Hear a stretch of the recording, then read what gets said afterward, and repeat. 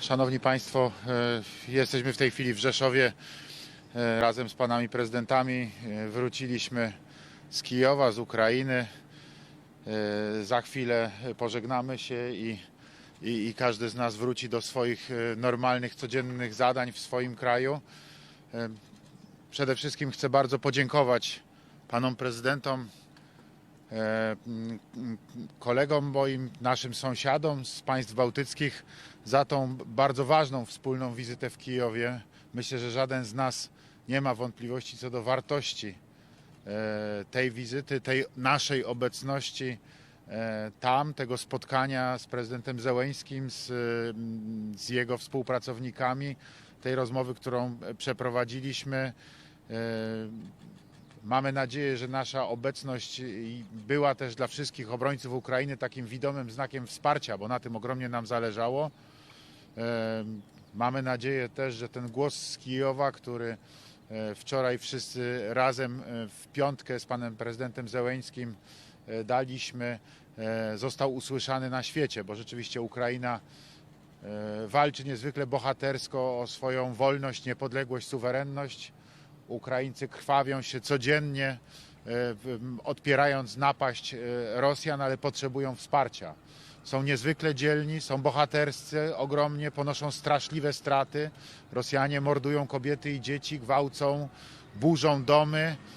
Ukraina ogromnie cierpi i krwawi, ale broni się, potrzebuje wsparcia, zarówno tego wsparcia o charakterze humanitarnym, tego wsparcia o charakterze politycznym, ale potrzebuje też tego wsparcia o charakterze rzeczowym, o charakterze militarnym i tutaj aktywność społeczności międzynarodowej jest jej niezwykle potrzebna. Podobnie jak poważna rozmowa na temat funduszy na odbudowę Ukrainy. Już dzisiaj wierzymy wszyscy w to, że Ukraina się obroni, wierzymy w to, że ludzie, którzy dzisiaj są naszymi gośćmi w Polsce i w innych krajach, Ukraińcy, którzy uciekli ze swoich domów, przede wszystkim kobiety i dzieci, bojąc się wojny, bojąc się śmierci, co jak pokazała Bucza i inne miejsca, Irpień, było uzasadnioną obawą, bo tam mordowano zwykłych ludzi i morduje się nadal na Ukrainie, choćby w Mariupolu, żeby mogli wrócić do swoich domów, mogli normalnie żyć, mogli się odbudować,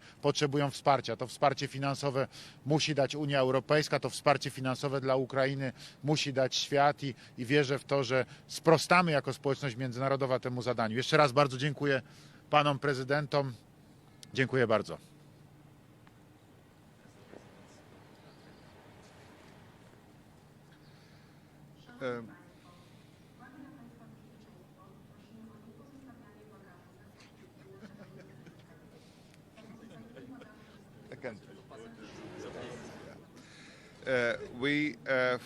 Four presidents went to Ukraine to meet President Volodymyr Zelensky, and we have already a long time planned this visit. This is a visit of four close friends of Ukraine.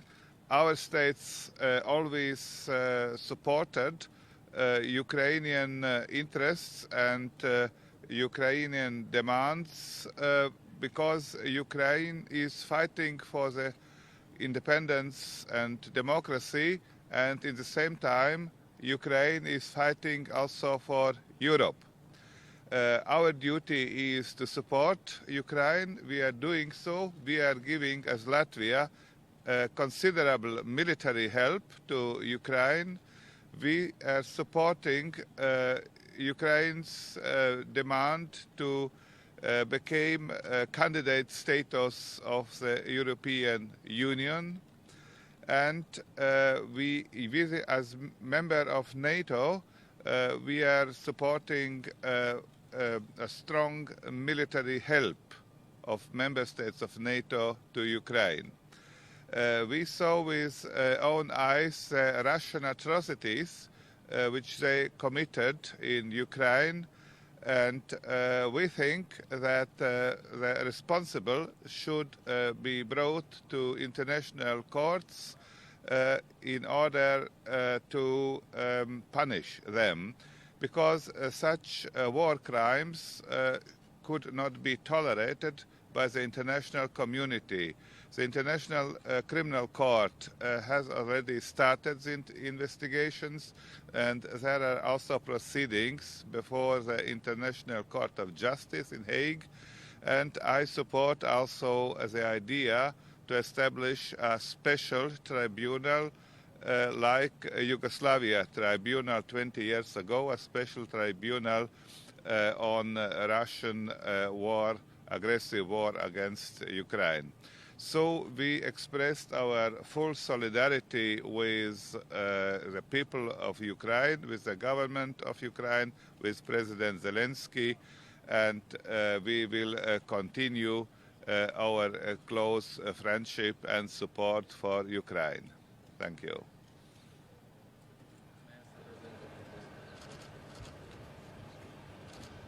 Good morning, ladies and gentlemen. First of all, I would like to express the gratitude to my colleagues, to the President of Poland, to the President of Latvia and Estonia. We were together in Kiev. I think this is a symbolic visit, first of the presidents after the war in Ukraine broke up. 2 months ago, I had the opportunity to visit Kiev together with my friend Andrzej Duda, and you know, I could compare the mood in the society at that time and now. And you know, paradoxically, I see that the uncertainty in the eyes of people disappeared.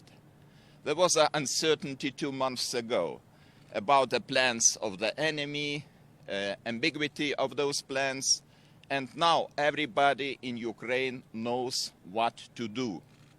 Regular meetings of the government. They are solving very concrete issues. For example, preparation for the next agriculture season, payment of social benefits, where to find the financial resources. You know, such questions, such topics, such issues give me the hope that everything will be fine. Surely everything will be fine because people are decisive. The government has very clear priorities. And the government tries to consolidate the efforts of our institutions. Our task was to visit and to see with our own eyes those atrocities the Putin's regime committed in Berdianka. We did it. And you know, this is a very good idea to come to many leaders of many countries, to Berdianka, to other places in Ukraine, and to see with own eyes what is happening there. Probably it would contribute to more decisive actions of European Union, of other countries, and we have to lose any illusions that Putin's regime could be affected by diplomatic measures.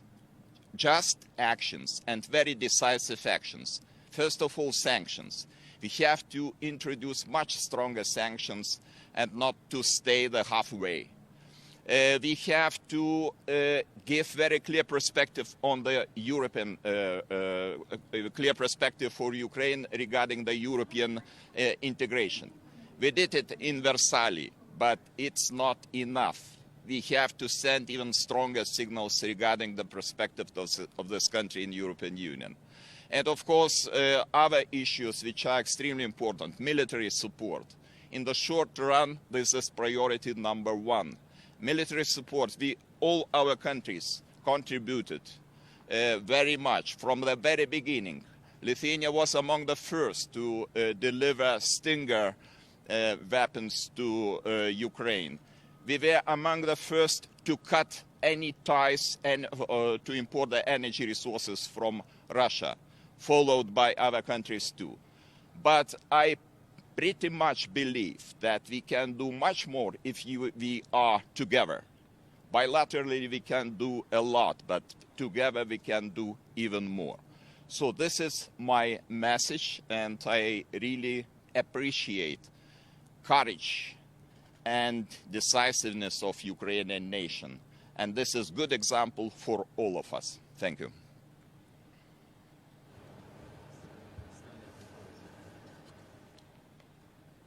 Dear President, ladies and gentlemen, Estonian people admire the courage of President Zelensky as well as the whole nation. Yes, we visited two sites in Ukraine, and this is a crime scene, and we were speechless. And people who committed this crime and started this war and killing civilians, including children, must face a court.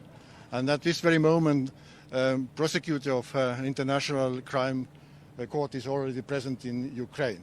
But meanwhile, we should stay united as EU and NATO, and keep supporting Ukraine, which we did in Estonia, supporting military aid, giving military aid and also humanitarian aid.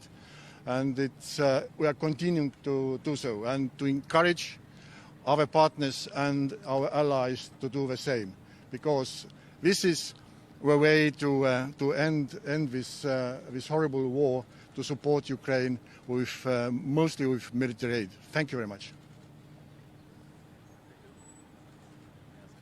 Thank you very much. Thank you very much.